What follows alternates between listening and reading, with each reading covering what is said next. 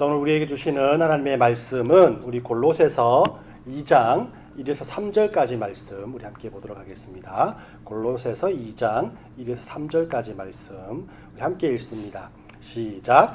내가 너희와 라오디게아에 있는 자들과 물은 내 육신의 얼굴을 보지 못한 자들을 위하여 얼마나 힘쓰는지를 너희가 알기를 원하노니 이는 그들로 마음의 위안을 받고 사랑 안에 연합하여 확실한 이해의 모든 풍성함과 하나님의 비밀인 그리스도를 깨닫게 하려 함이니 그 안에 있는 지혜와 지식의 모든 보화가 감추어져 있느니라. 아멘. 제가 요즘 계속해서 주 안에라는 그 말씀을 성경 속에서 많이 발견하고 많은 은혜를 받고 있습니다. 이 주 안에 있는 비밀, 주 안에 있는 믿음, 그리스도 안에 있는 구원, 또 주 안에 있는 구속, 또 주 안에 있는 생명, 주 안에 있는 사랑, 주 안에 있는 비밀, 이런 표현들이 굉장히 신약 성경에 많이 나타나게 돼요. 특히나 이 바울이 쓴 서신서에 상당한 이런 말씀이 나타나고 있는데, 이렇게 바울이 왜 이런 이 주 안에라는 말씀을, 주 안에라는 단어를 이렇게 많이 쓰는가에 대해서 궁금하게 생각되었습니다. 그래서 요즘 찬양도 보면 그죠? 주 안에 있는 나에게 주 안에 있는 보물을 나는 포기할 수 없는 이런 찬양만 이렇게 계속 들리는 것 같아요. 또 왜냐하면 제가 우리 교회가 오늘 처음 보신 분 계셨는데 주 안의 교회입니다. 그래서 제가 이렇게 주 안에란 말에 은혜가 되는 것 같아요. 이 서신서에서 이렇게 주 안에라는 단어를 바울이 많이 사용한 데는 이 바울이 유대인이었기 때문이 아닌가라는 생각을 합니다. 하나님에 대해서 상당히 많은 지식을 가지고 있었던 이 바울이었기 때문에 그 서신서에서는 하나님을 먼저 소개하기보다는 예수님을 먼저 소개하는데 많은 부분을 할애하고 있다는 거예요. 하나님께서 구약 성경을 통해서 하나님에 대해서 우리에게 알려주었습니다. 그렇지만 유대인들은 제사제도나 안식일제도 같은 율법을 지키는 데 더 많은 관심을 가지고 율법을 통해서 자기 자신을 하나님께서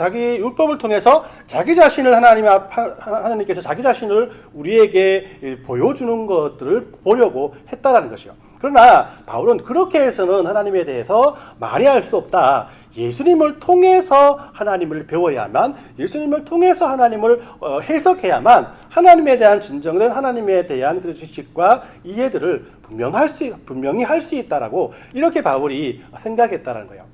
그래서 예수님의 율법을 완성시키신 하나님의 아들이신 예수님을 통해서 하나님께서 우리를 얼마나 사랑하시고 얼마나 우리를 위해서 애쓰고 계신가를 우리가 배울 수 있다. 이런 그런 마음과 이런 믿음을 가지고 하나님 앞에 나가는 것을 하나님께서 기쁘게 받으신다라는 것을 우리에게 그렇게 강조하고 있다는 거예요. 그러니까 이 바울의 서신서에서 주 안에라는 말, 예수 그리스도 안에라는, 예수 안에라는 말은 정말 어떤 면에서는 바울의 그 연구의 결과이고 또 믿음의 신앙의 고백이라고 할 수가 있겠죠. 그러면 바울은 예수님 안에서 어떤 것들을 발견했기에 이런 확신에 차한 마음으로 주 안에라는 말을 계속해서 사용하고 있는 것일까? 많은 답이 있겠지만 오늘 저는 이 골로새서 2장 1절 3절까지 말씀을 통해서 그 해답을 찾으려고 합니다. 먼저 3절 말씀을 한번 우리 같이 1절 말씀을 3절 말씀 죄송합니다. 3절 말씀 우리 함께 읽도록 하겠습니다. 제가 읽어드릴게요. 그 안에 있는 지혜와 지식의 모든 보화가 감추어져 있느니라 라고 우리가 아까 말씀을 읽었습니다. 예수님 안에 지혜와 지식의 모든 보화가 감추어져 있기 때문에 여기에서 예수님을 깨달을 때 나오는 모든 풍성함이 있었기 때문에 바로 우리가 예수 그리스도 안에서 하나님을 배워야 한다라고 말하고 있는 거예요. 그럼 바울이 발견한 예수 안에서의 보화와 풍성함을 우리는 보화와 풍성함을 무엇을 말하는 것일까? 먼저 오늘 읽은 본문인 골로새서에 대해서 간단히 설명을 한번 드리면서 말씀을 같이 나누도록 하겠습니다. 골로새서는 골로새라는 그 지방의 그리스도인들에게 바울이 보낸 편지라고 할 수 있죠, 그죠? 골로새 지역은 지도에서 보면 아시겠지만은 지금의 터키 지방의 남쪽에 위치한 어떤 면에서 에베소, 우리가 잘 알고 있는 에베소에서 한 160km에서 200km 정도 떨어진 그런 내륙 도시라고 할 수 있어요. 바울은 골로새 교회에게 직접 복음을 전하지 못했습니다. 에베소 사역을 할 때 골로새 지역이 너무 내륙 지방에 있었기 때문에 거기까지 가서 말씀을 전하지 못했어요. 그러면 골로새 교회를 세운 사람이 누구냐라고 말한다면 바로 에바브로라는 사람입니다. 지난 설교 때 우리가 배웠죠, 그죠? 바울의 옥바라지를 하기 위해서 빌립보 교회에서 파송한 사람이 있었습니다. 그 사람의 이름이 바로 에바브로 디도라는 사람이었어요. 헷갈립니다만 이 에바브로 디도의 줄임말이 에바브로 아닌가라는 생각을 하겠지만 이 두 사람은 전혀 다른 사람입니다. 에바브로는 이 바울의 전도를 받아서 그리스도인이 되었고 자신의 고향인 골로새에 가서 교회를 시작하게 되었다. 그래서 바울의 전도를 받아서 스스로 만들어진 교회가 골로새 교회라고 할 수 있는 거예요.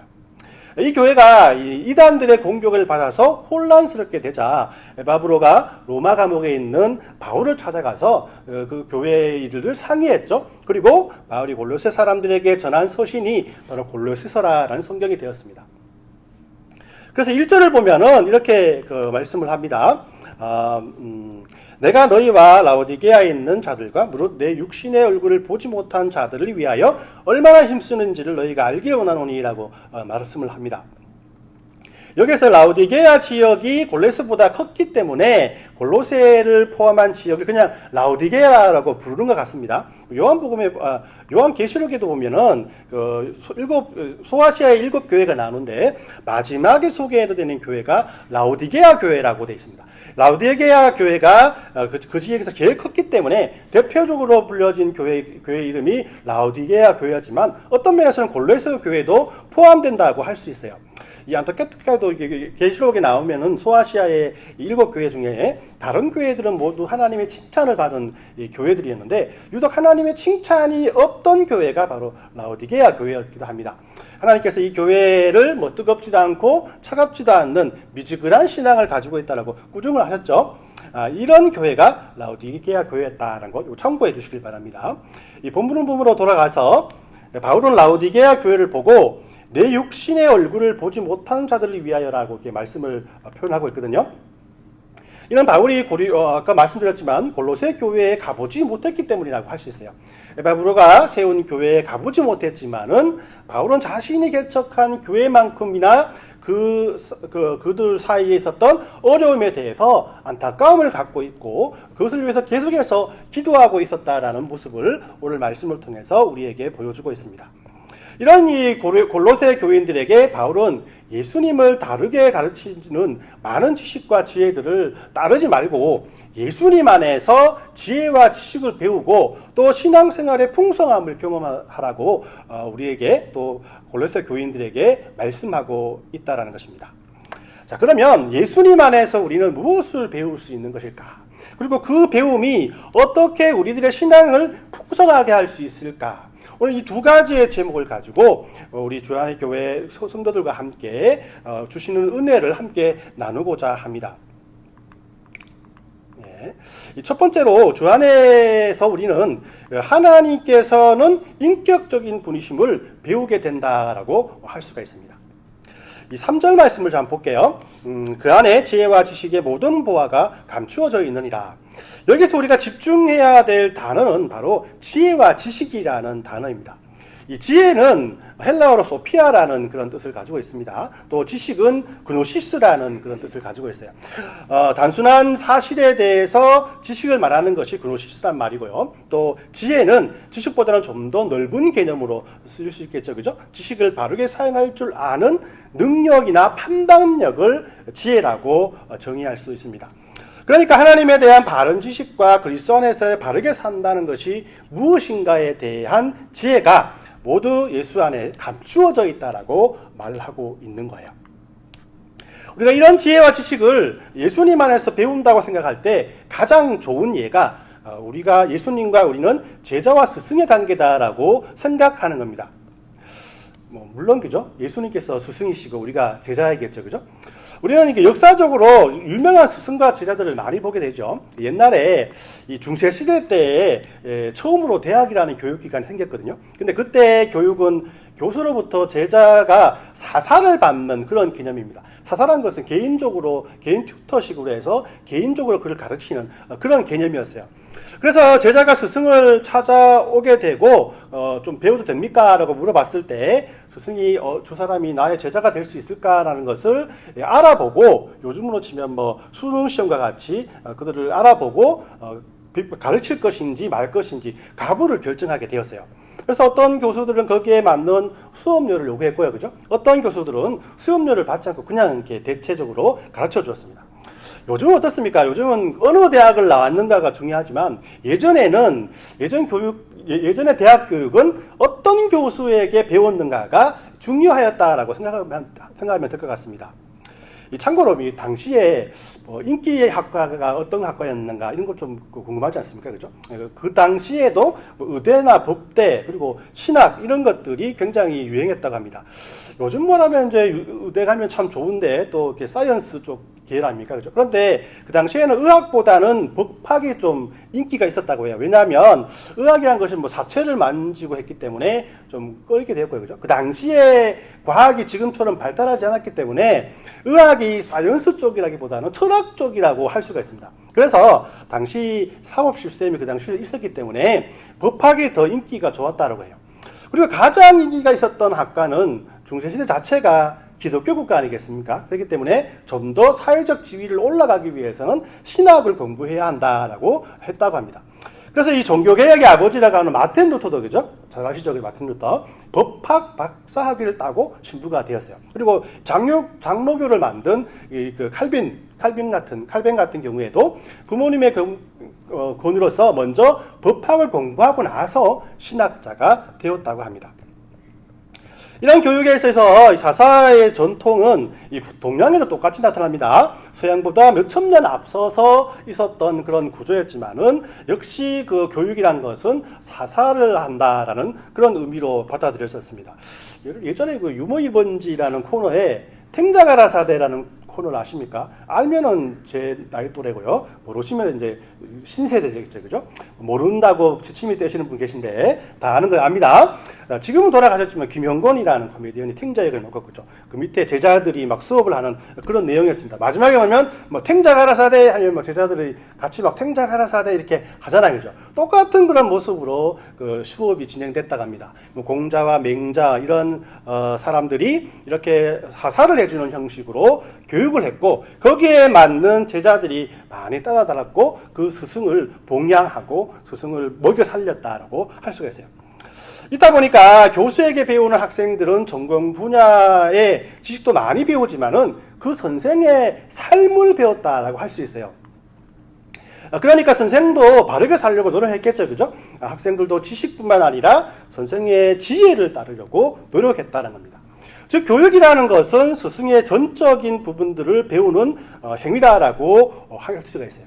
그래서 사자성어에도 뭐 군사부일체라는 말이 있지 않습니까? 그죠? 왕과 선생과 또 아버지는 같다라는 말이 나올 수밖에 없었던 것이 그 당시에는 그렇게 존경하는 스승이 많았고 또 존경받을 만한 스승들이 그런 삶을 살았다라고 할 수 있기 때문이에요.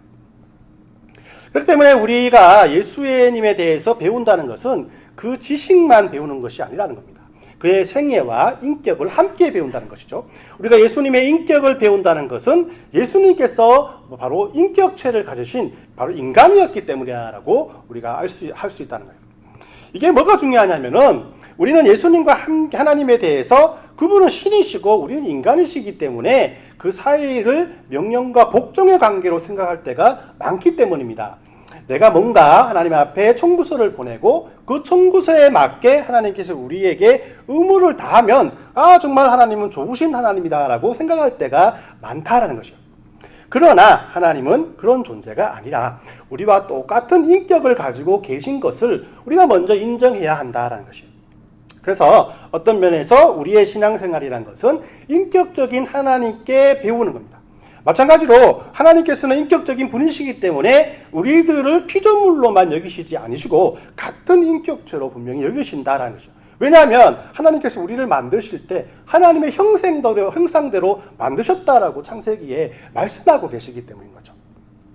이렇게 하나님께서 인격을 가지신 살아계신 분이시라는 것을 우리는 예수님 안에서 경험하게 된다라는 겁니다.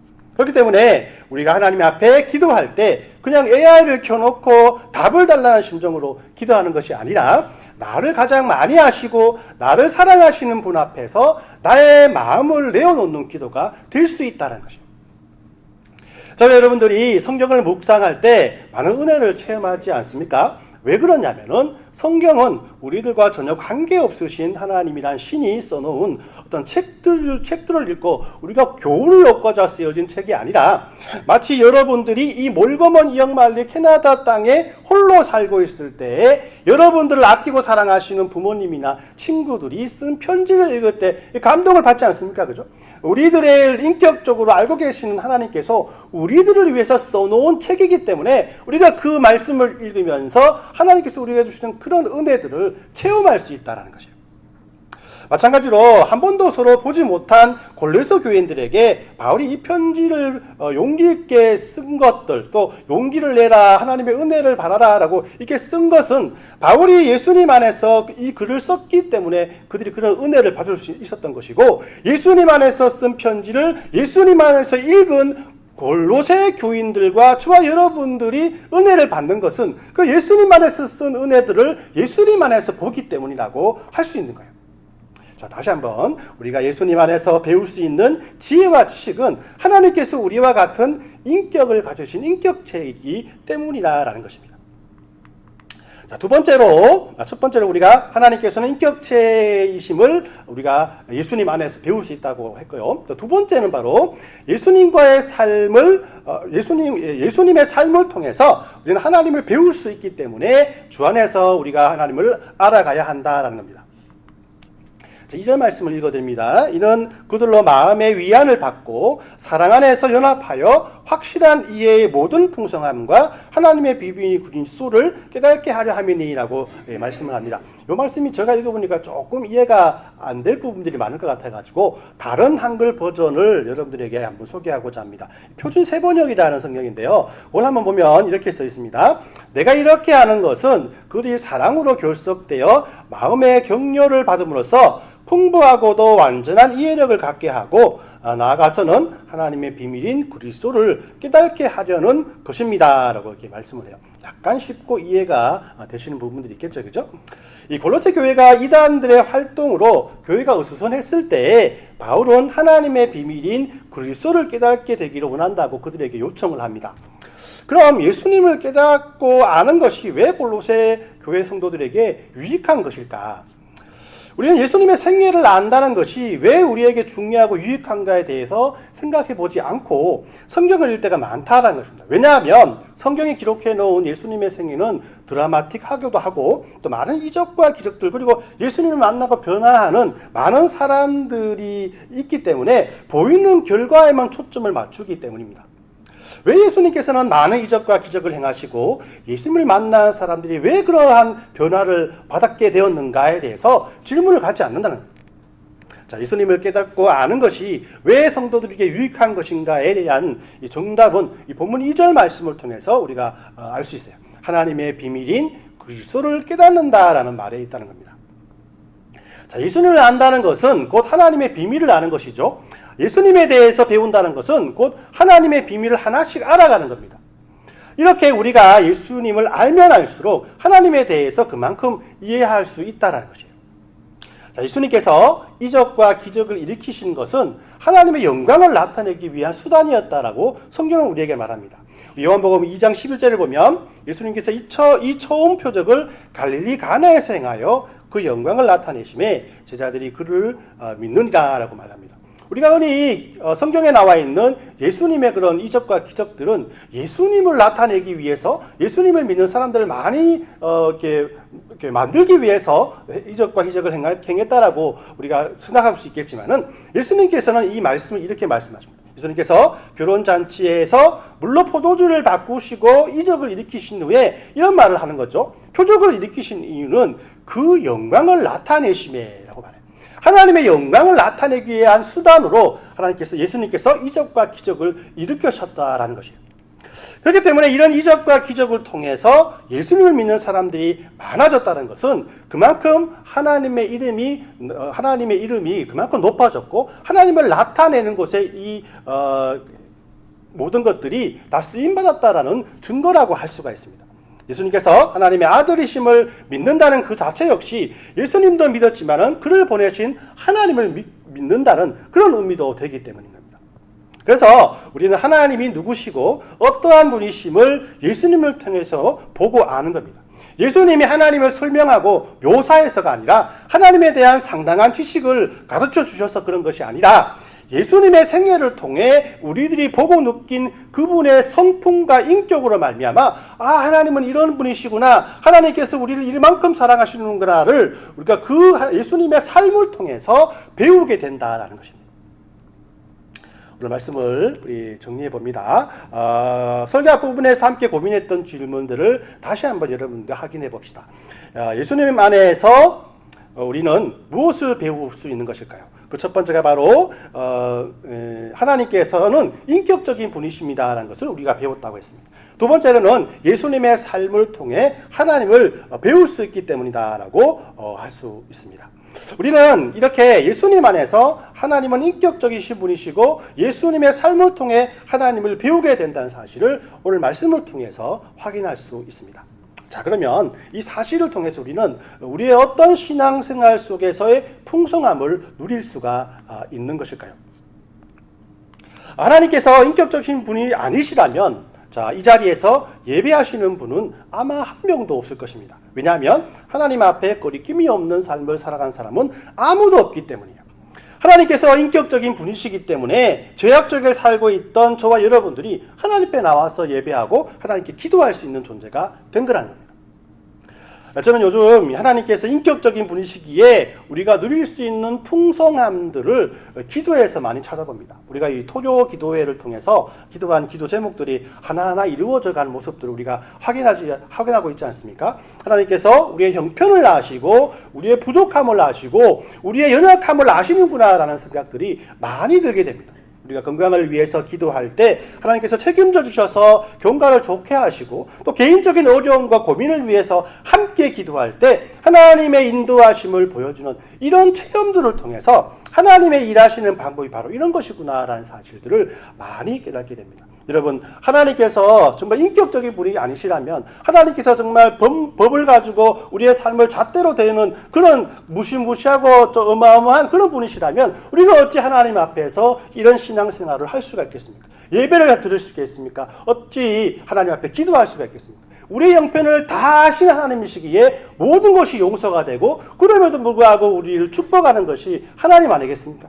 그런 하나님이 바로 인격적인 분이시기 때문에 우리의 형편을 아시는 분이시기 때문이라고 말씀을 우리에게 말씀하고 있는 겁니다.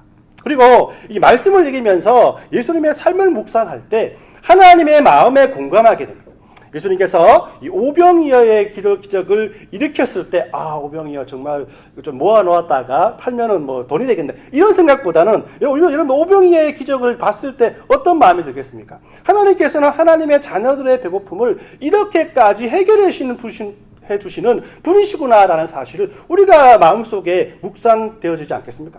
예수님께서 병든자를 고치시는 모습과 소외된 사람들과 함께하는 모습을 통해서 하나님의 마음은 언제나 어려운 상황 속에 있는 사람들에게 있다는 사실을 알게 되는 거예요. 그렇기 때문에 내가 그러한 상황 속에 있을 때 사람을 먼저 붙잡지 않고 내 환경을 붙잡지 않고 하나님을, 예수님을 붙잡게 되었다는 것입니다.